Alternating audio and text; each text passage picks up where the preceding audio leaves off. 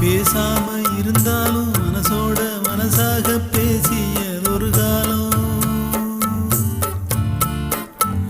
தூரத்தில் இருந்தாலும் தொடர்ந்து உன் அருகிலே குலவியதொரு காலம்.